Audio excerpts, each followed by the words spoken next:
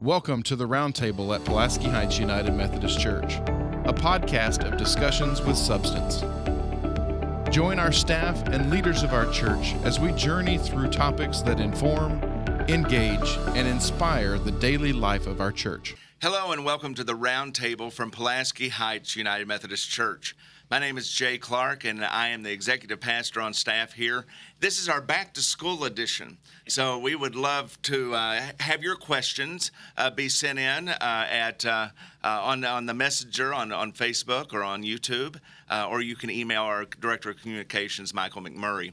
And if you have any questions for Roundtable or suggestions for future episodes, please let us know. But let's take a minute and so you can meet everyone here at the table, and let's start with Rod. Hello, I'm Rod Hocott, and I am the Director of Mid-Youth Ministry here at Pulaski Heights United Methodist Church. That's 5th through 7th graders, and I'm excited to get started this year and see what the year holds for us. My name is Rowland, and I'm the Minister to Youth and Families. I run our youth ministry on Sunday nights, 8th through 12th grade. And this is an exciting year for us. We're trying a lot of new things, and the energy is huge. It's a great time to be at Pulaski Heights. I'm Pam Lentz, Minister to Children and Families here at Pulaski Heights United Methodist Church, and I'm very excited to begin ministry in the fall and get started with all our new programming. So, as I said, this is our back to school edition. I think it would be interesting to our congregation and others who watch to hear how you got started in your respective ministries. And so let's start with Ellen. Well, I've been called to ministry and called to youth ministry really specifically since I was about 14 years old. And that call has unfolded in beautiful ways, including getting to learn from Rod while I was in college at First Conway United Methodist Church. Pam? I, too, started ministry when I was young, around 14 or 15, working in the church, always volunteering where I could with children.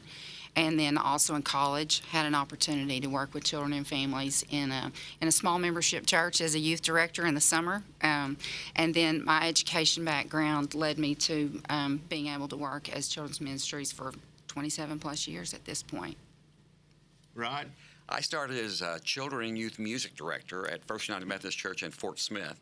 I had not planned to do that, but I got a call that they wanted someone to start that program, and I thought, well, why not? I couldn't find a teaching job anywhere, so I thought I would just, God was calling me somewhere, and I'm glad he did, because it wasn't long after that they also tacked on youth ministry to that position, and so from then it's just been, I'm starting my 54th year. Wow. I know. Yeah. A treasure. That's true. That's true. You mentioned that mid-youth was now 5th grade, beginning in 5th grade. So that's a model change for us. I think a lot of people would be interested to know, what thought came with that, because that's a big shift for some of our students, and especially that 8th graders will be going to youth group on Sunday nights and other things, and considered part of that older group. So you all want to say, because I know all three of you have talked about this, because 5th graders were part of children's ministry. Right. So who wants to start that conversation? I can start. We were struggling to keep 5th graders as a part of, we were in a large church ministry in Central Arkansas, and really having a hard time getting our 5th graders to get enthusiastic about participating at every level. And as the years moved on, we saw them drop off even through mid-youth, and then to get them back for confirmation was tricky. And so we recognized that we needed to change the way we were ministering to that age group. Being in 1st through 5th grade is a long opportunity to repeat the same things. So it was time for something new. And we recognized that the movement in the school system was to go ahead and add 5th, 6th, and 7th graders together. And we did a lot of research and determined that that really was probably a pretty smart thing to do. So we tried it, and we were very fortunate. Rod was in between and was willing to come and help us start a new program. And Rod, you're going to have to take it from there. Our numbers changed drastically when we implemented that. Socially and emotionally, 5th, 6th, and 7th graders work together better than 6th through 8th graders do. Mm-hmm. It's just like when seniors have senioritis, fifth graders have fifth grader-itis, and seventh graders have seventh grader-itis. They're ready to move on to the next level. And so we found, and I was so proud to have the opportunity to develop that program. And we saw it grow. We saw kids get interested. We saw the program continue even past mid-youth. When they went into youth group, it became stronger. And so we think that the research that Conway Schools did, basically to put 5th, 6th, and 7th graders together, helped us develop that ministry.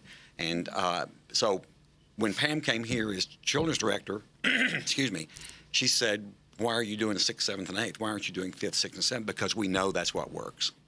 And so then Ellen and I talked, and we said, okay, let's do 5th, 6th, and 7th, and then 8th can go into youth group. Yeah, I mean, we're doing a lot more now in children's ministry, middle school ministry, and youth ministry to say, how do we meet students where they are developmentally?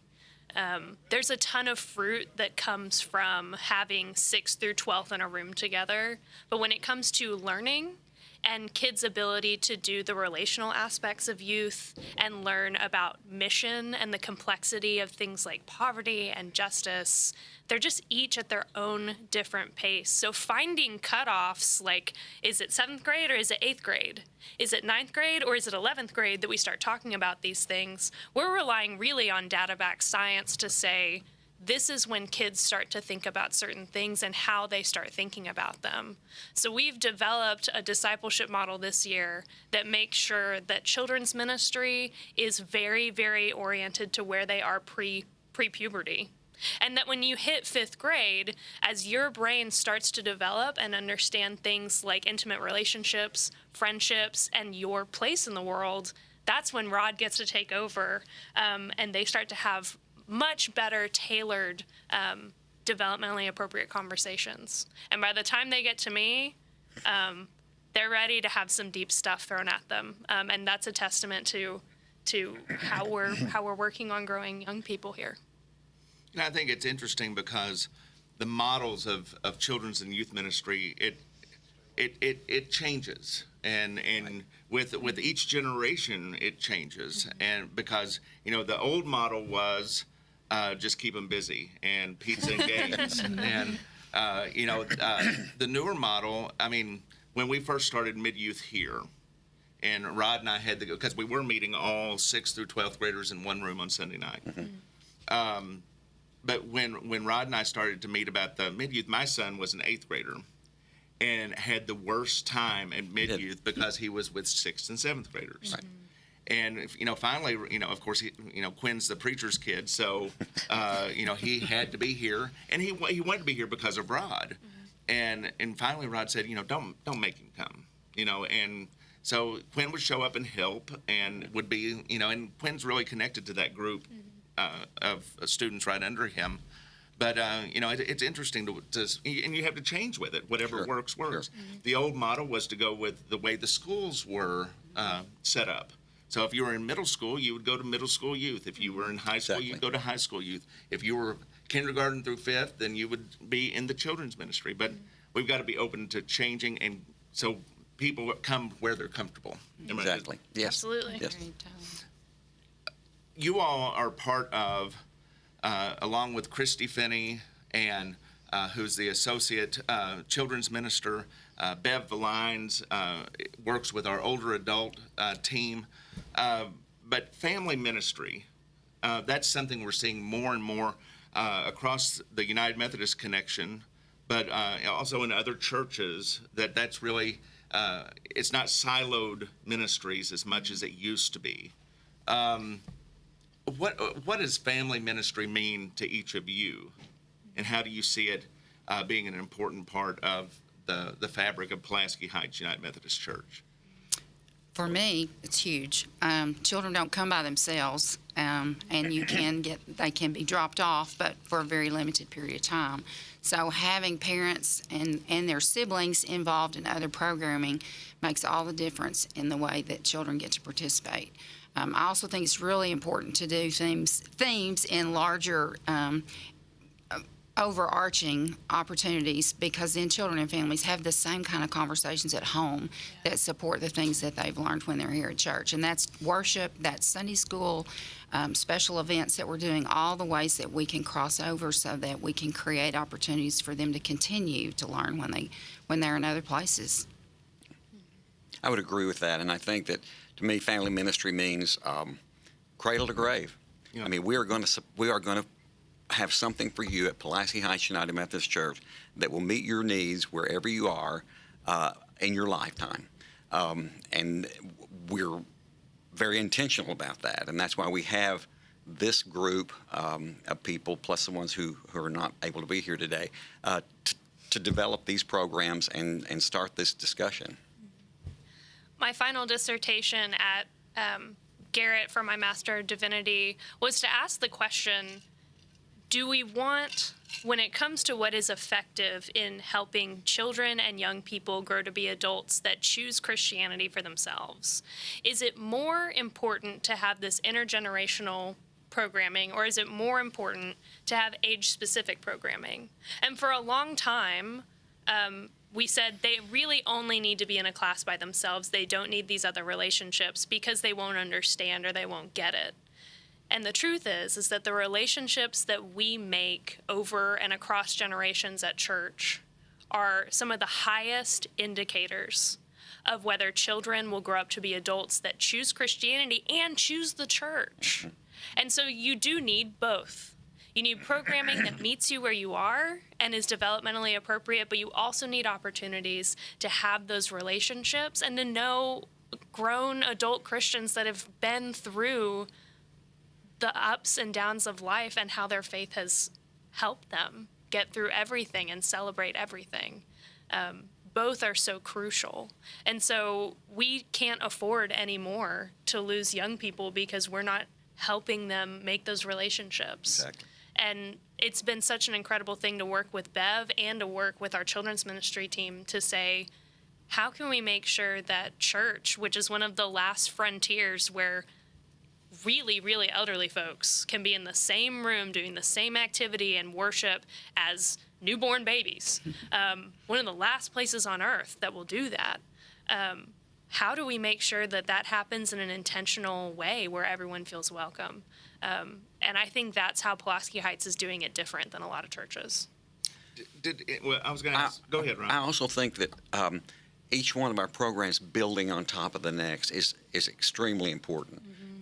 Pam sends me excellent stuff to her kids. When they come to me, they're ready. My job then is to develop them to get ready to go to Ellen's program. Mm-hmm.